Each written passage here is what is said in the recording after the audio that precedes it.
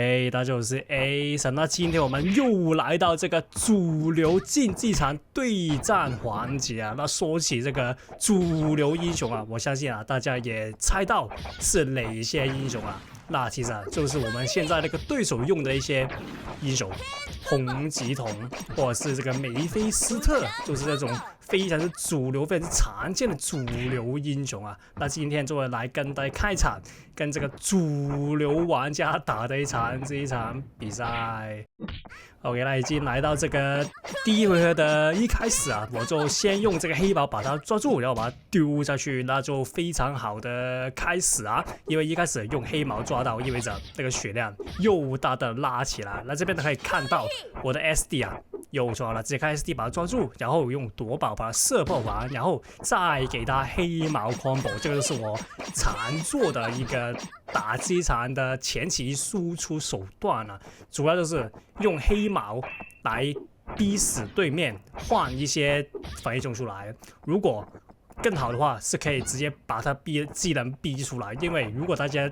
有看我那個机场比賽的話，你會知道一件事：如果技能啊是透過技能以外的方式逼出來的話，那你的優勢就會非常非常之大。這句是什麼意思？就是因為啊，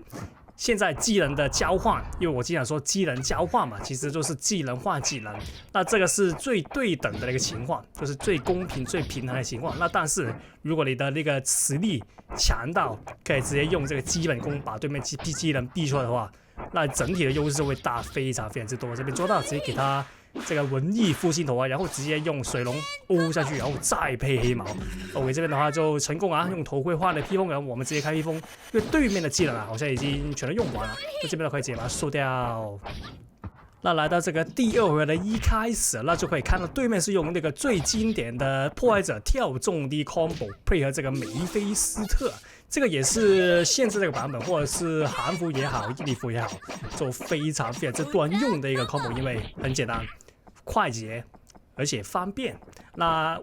如果你問我這個缺點是什麼的話，就它的危險性是比較高一點，因為啊，通常那些要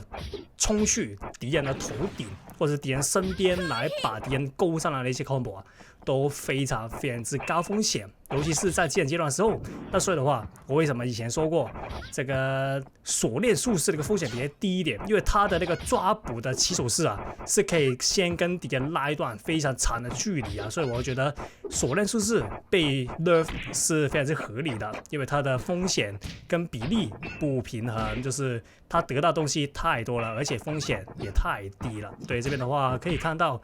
血量拉起來了，然後技能又來了，那是時候又是我們的技能階段起手式：1宙斯 SD， 2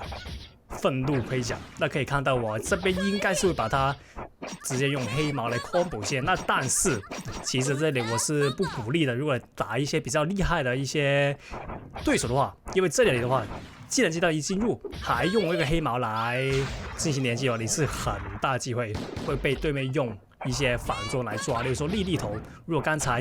他直接用力頭的話，他是可以直接把我殺掉的。OK， 這邊的話，哎呦，不錯不錯不錯，這個是超時空配合這個超时空披風，非常之適合。那麼因為啊，這個遊戲以前的一些角色設計啊，他們的設計都是跟裝備有所搭配的，所以的話，剛才那個披風啊，跟那個超种搭配是完完全全的100分啊！我會說，我這邊的話，他開了這個盔甲，那可以看到一點是，他的一些技能開發是比較偏向這個反手型啊，就是以反裝為主。那這個打法的話，其實有一個非常大的弱點，就是你會永遠陷入這個被動。那陷入被動的話，其實有什麼最大的不好的地方，就是如果對面那個對手啊，他的基本功比你好太多的話，你是很難進行這個反擊的。所以呢，我是比較偏向啊，你的技能有反裝之餘，還有這個攻擊手段，就是進攻手段，例如說憤怒盔甲，或者是我經常用的宙斯 SD， 也是一個很好的技能進攻手段啦。我這邊來到第3回合，這邊讓他抓到那個李生成厲害的地方就是，他可以無腦的不停的滴滴滴滴，然後把敵人打倒地，然後就直接把他踩起來。那就是李舜臣啊。為什麼我會說，如果有人用李舜臣做主英雄的話，我是非常之反感，因為這個英雄基本上啊是沒有卡塔方式的，就我以前所說，任何英雄啊都需要康塔方式。那李舜臣啊就是一個沒有康塔方式的英雄啊。如果用來做主英雄的話，我這邊抓到，直接給他黑馬combo，然後嘗試一下把他打下去。可惜那用煉金術士可以，那個就是拉距離來輸出的一個手段啊，就讓你的輸出比較安全一點。這邊換第三種，那這個靈元拳啊，